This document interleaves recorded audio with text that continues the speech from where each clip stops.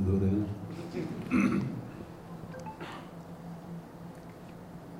എനിക്ക് പ്രത്യേകിച്ച് ഒന്നും പറയാനില്ല. സിനിമ സ്വീകരിക്കപ്പെട്ടു എന്നുള്ളതിൻ്റെ വലിയ സന്തോഷം.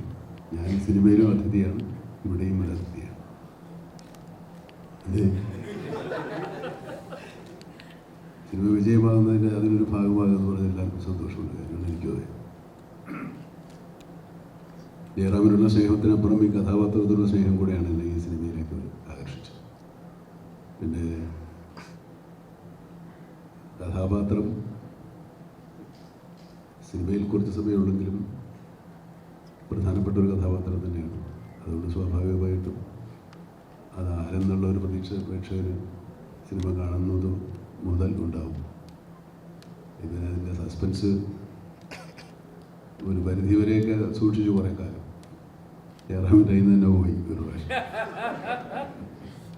പക്ഷേ പ്രേക്ഷകർക്ക് ഒരു നിങ്ങൾക്ക് എല്ലാവർക്കും ഒരു 80% പേർക്കും ഉറപ്പുണ്ടായിരുന്നു. പക്ഷേ എന്ത് കഥാപാത്രമാണെന്നതിനെ പറ്റി മാത്രമേ വലിയ ഒരു ഉറപ്പില്ലാത്തതുള്ളൂ.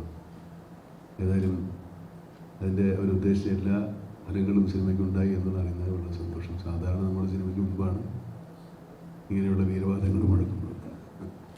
ഇപ്പോൾ ഈ സിനിമയ്ക്ക് ഇതിൻ്റെ സത്യങ്ങൾ മാത്രം പറഞ്ഞാൽ മതിയാവും തോന്നുന്നു. ഞാൻ ഒരുപാട് പറയുന്നില്ല.